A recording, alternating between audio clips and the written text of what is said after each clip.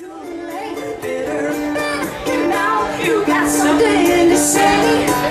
Don't keep me waiting. Tell me we hang it on the line.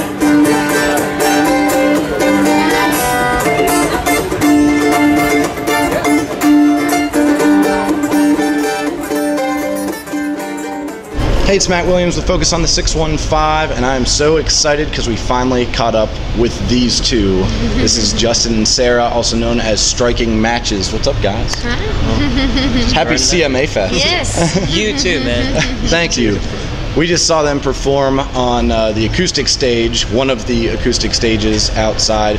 You guys absolutely tore it up. It was so much fun. Are you okay, though? Yeah. A little sweaty still. Yeah, I think we've collected ourselves. We've like scooped, what melted off and put it basically back together. Yeah, it was kind of like a sauna and then an oven. And then Satan. It was brutal. Yeah, well, hey, you guys did a great job. Yeah. Way fun. Oh, it was so much fun to watch you. And I mean, I've been a fan of you guys since. Do you remember when we first met?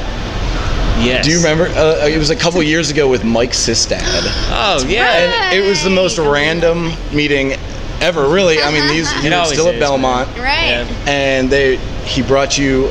And the first performance I ever saw you two give was for Mike Dungan, the president of then Capitol Records. Right. And I was just kind of sitting there, like shadowing, and that was it. And I've been a fan ever since. Oh man. So here we are. Here we are. Here we are. Old and wizened and well, neither of those really. We've got time for that. Yeah. It'll happen. Well, let's talk about that because that was a couple years ago. And you've come pretty far since then. What's the last year been like for you guys? It's been crazy. Yeah, it's been a little bit of a whirlwind just because, I mean, when we think about it was December that we made our Grand Ole Opry debut, which that in itself was just kind of like it. And how many times have you performed there now? 10 since this past Saturday. Saturdays are 10 times. And it's just like, really, man, wow. And it's about 5 months or so. We played it 10 times, and just the amount of fans and the just how great they've been to us, and it's just a total difference. And the wild moment when you see people out in the crowd and they're singing the words and they know it, and it's just such a cool experience. Well, one of the reasons for that is you have now 2 cuts on ABC's Nashville. Yeah. Did you set out to write songs for the show, or Not at all. Did you push them yourselves? How'd that happen? We had actually written both of those quite a bit before we had ever even heard about the show or anything, and so the music supervisors for the show were in Nashville listening to, I think they said something like 1,000 songs or something, just like extreme number of songs for about a week. It was right before the pilot was about to come out last summer, but one of the pluggers at our publishing company called them up and said they were on their way to the airport, said, "Can you come by? We'll feed you lunch. Come and listen to this duo that we have. They just want to play a couple songs." And we're like, "Okay, whatever, we'll show up." Do we get it to you too? And played them 3 or 4 songs, I think, and made them cry. Yeah. It's always a good thing. That was before any of the show had aired, so we didn't know what they were talking about. After we played When the Right One Comes Along, they were like, "God, this is Scarlett and Gunner." And it was, no, we're Sarah and Justin. Sure. Who are you talking about? Yeah, whatever. But then, I mean, that was in June, and we put our EP out in October, and so there was a little bit of a time there where we hadn't heard anything, and so we were like, well, I mean, we wrote the song, we recorded it, let's just put it on our EP, and it wasn't long after the EP came out that we got a call, and they said, hey, they recorded your song last night, and it's going to be on episode 8, and so it's been really cool, because having the song on the show, we already had our version out, and so people have gone to find the song, but they found us instead.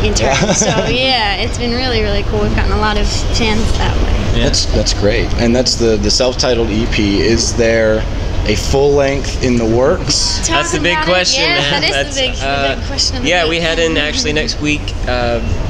into the studio. We're putting down some of our new favorite songs. Awesome. We can't wait for everybody to hear, and it's like what we like to call just kind of laying the groundwork for the big, next piece of music we put out, and we're just, nobody's more excited than us to get it out there to everybody, and just the response we keep getting, especially when we try them out live, and they get excited about it. It just makes us more to go in and do something. So yeah, it's definitely on the horizon. Yes, and I'll just say, if you haven't seen Striking Matches live, you two, and I truly mean this, are two of the best guitarists I've ever seen, and I mean that, ever. Thank you so much. Just so good. So you were at Belmont for that reason. Yeah.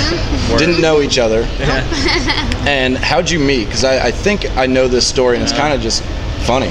Yeah, it's funny. It was total random fluke thing. We were both freshmen there, coming in, and they were making the freshman guitar majors get up and play for the upperclassmen guitar majors. It's just like a trial by fire. Yeah, it's just like a brutal hazing kind of thing, and so they were pairing you up with somebody you didn't know, and you had to get up and play something just totally improvised. To make it worse, I mean, you had to play with somebody, so you could. Right. Just do by yourself. So it wasn't. You couldn't have prepared anything, and so.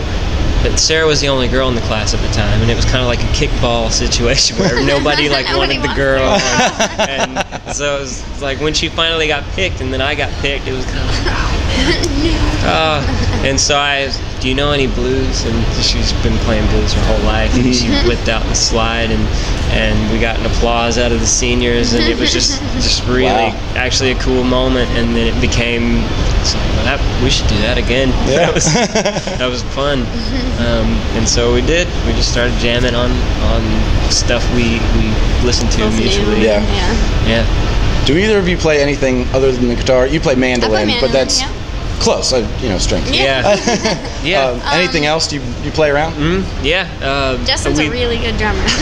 We've both come up, I think, just playing music of any sorts. I mean, obviously we connected with the guitar, but I love playing drums, and a lot of our demos even will end up playing everything on Oh, really? Yeah. That's fun. I mean, that's... Oh, sure. And I grew up playing clarinet and violin, so I play a little dobro. Very nice. Very nice. Well, I wanted to ask you guys, because I've seen you, I don't know, a handful of times live, and you're always just together and acoustic. And you put on the most fantastic acoustic duo show one could ever see, but do you ever bring on a full band? Yeah, that's definitely something we have done, and I think we're still fixing and getting the right band, just because when you see just great units that are, guys who have found their band, if it's, like a Keith Urban or, just anybody, when they've got like their set group of guys, and we're just looking for that, and or girls, yeah, sure. And we're starting it with drums and bass, and we're doing a show tomorrow, which is Musicians Corner here in Centennial Park, and we're playing with. I know them well. Yes, I do a lot of work with them. Yes. And so we'll have. With still like an acoustic thing. I mean, we love playing electric and everything, but we're gonna sort of just adding pieces to it now. Kind of. We've been doing the acoustic thing for a long time. We know we can do it. So at this and point, that'll always be a part of the show. I think. Absolutely. But it's kind of fun to add a couple other guys in there, and just to. Well, it frees us up. We can just jam more. So which is fun. Wrong with that. And you go into these crazy guitar solos and everything. Is that scripted beforehand, or do you really just kind of go into a 30-second jam?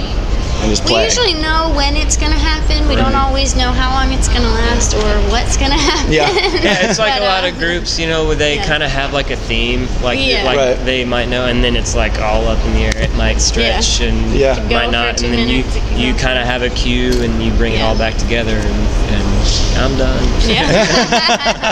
Well, it works. Bring it home. It works, and it's so much fun to watch.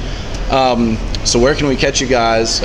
Are you playing a lot of dates coming up? We are. And Good bit. Some of them we can talk about. Some of them we can't. Okay. Yes, all right. They'll be announced Yeah. soon, for sure. We're very excited. Pay attention. Yeah. Twitter, Facebook, it'll all be there. Yeah. All right, and look out for the full length coming eventually. Coming eventually.